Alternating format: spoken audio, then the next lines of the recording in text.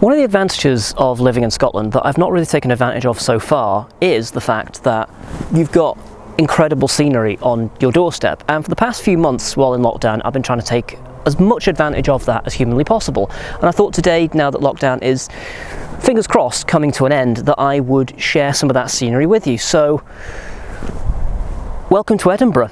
And today we're going to be talking about a whisky that isn't from Edinburgh at all, because I lack planning and all that kind of nonsense. This is Glengoyne 21, and I've actually recorded this video twice, but I decided I wanted to do something a little bit special purely because this whiskey's taken time, and I'm not just talking about the marketing behind Glengoyne itself, I'm talking about the physical process of making whiskey. 1,095 days minimum.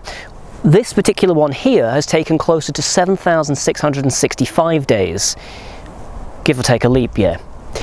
This is a 21-year-old whisky, and Glengoyne remains one of my favourite distilleries for a number of reasons, but we're also going to be talking a little bit about the perceived notion of value today and how value is a bit of a dirty word. I'm guilty of it myself as well. When people sometimes talk about value, they sometimes correlate it to mean cheap, and that's not necessarily the same thing.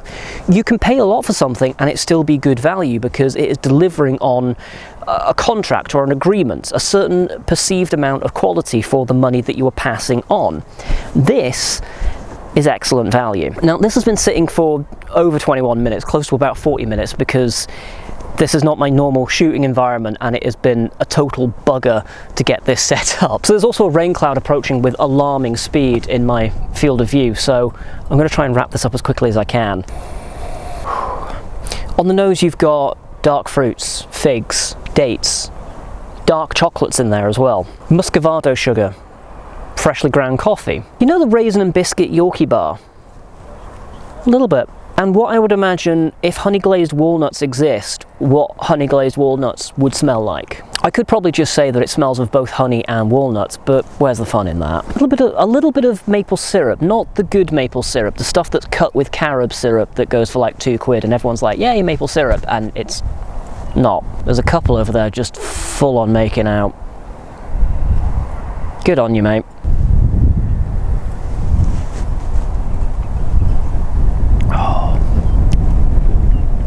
There's a brilliant spice comes through on it, lots of cinnamon actually. There's more dates, there's more figs, there's a lot of raisin. The sherry influence on this is magnificent. It's not over the top, it works beautifully with the whiskey itself. I'm not sure if you can actually hear the wind howling in my glass as I'm talking. You can probably hear it on the microphone because, again, the great outdoors. I mean, it's dark, it's wet, it's scary, and it smells weird out here. There's a little bit of orange marmalade as well, and I'm getting something of like freshly toasted hot cross buns. So there's more raisins, a little bit of sultana, something of toasted bread in there as well, and whatever the fuck that white stuff is, it's just flour and water, isn't it? That they make the cross with? Yeah. Flour and water, apparently. There's a tannic quality to it, and it's a little bit oily on the finish as well. At least 3 people at a distance have stopped so far and are wondering what the fuck I'm doing, and the answer is I'm having a fucking good time. Now then, I haven't prepared for this as well as I thought I had because I haven't brought any water with me, but although it is about to rain, so that might be remedied fairly soon. I actually bought this whiskey for myself as a Christmas present. It has a lot to do with the fact that it was on sale on Amazon as well. It was going for like £87 or something like that. I made a promise to myself, if this whiskey ever made it to under £90, I would buy it. With the idea in my head that that's never going to happen, so I'm safe. And because I've made that promise to myself, I won't break it because I'm strange like that. And it happened, and then I hit buy now so hard. My bank balance did not know what, actually, it wasn't that bad. And for 80 odd quid, amazing. Normally retails for about 120 this whiskey, and again, I'm going to double down on my statement about value from earlier on. It's absolutely worth it. The quality that it delivers is fantastic. You've got to remember as well that what we said earlier about all those days that it's spent maturing, it's a long time. This started its life last century, if you think about it that way. It's been sitting patiently, not doing much, while the rest of us have been getting on with our lives, and the world around it has changed enormously in that time. So £120 for a glass of a little bit of history.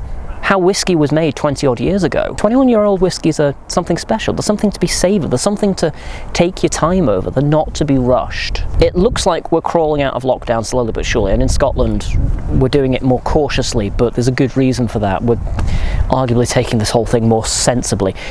Politics and all the rest of it aside, facts are facts and numbers are numbers.